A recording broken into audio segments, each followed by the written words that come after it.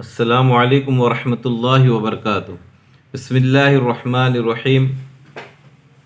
मुहतरम हाज़रीन, जैसा कि इससे पहले हम लोगों ने ज़बर की शनाख्त, ज़ेर ज़बर की शनाख्त भी किए थे और उसके बाद ज़बर वाले हर्फ को किस तरीके से पढ़ा जाता है उसकी भी अदायगी हो गई थी। आइए आज हम दो हर्फ वाले कलमात पर ज़बर की मश्क करेंगे, यानी ज़बर अगर दो हर्फ वाले कलमात पर ज़बर है तो उसको किस तरीके से पढ़ा जाता है।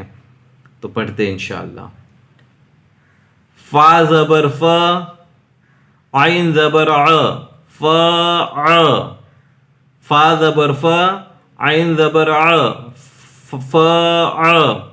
ज़ ज़बर ज़, आइन ज़बर अ, ज़ अ। लाम ज़बर ल, काफ ज़बर क, ल क।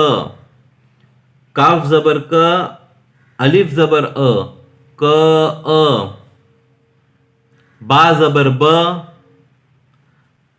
रॉ ज़बर र, ब र।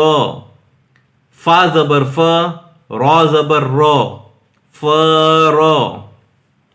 नून ज़बर न, फा ज़बर फ, न फ।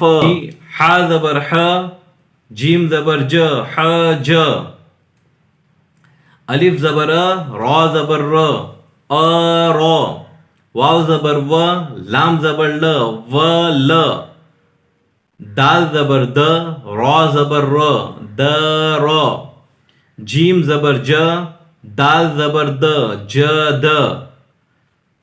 देखिए, फा पर ज़बर है, आइन पर भी ज़बर है, तो किस तरीके से अदायगी होती है, फ़। तो आज हमारे ये सबक हो गई कि दो हर्फ वाले कलमात पर अगर ज़बर है तो किस तरीके से अदायगी की जाती है, किस तरीके से पढ़ा जाता है। आप इस पर कोशिश कीजिए, ध्यान से पढ़िए, बार बार दोहराइए। इंशाअल्लाह अल्लाह तबारक व तआला हमें कुरान पाक सही पढ़ने की नेक तौफीक अता फरमाए।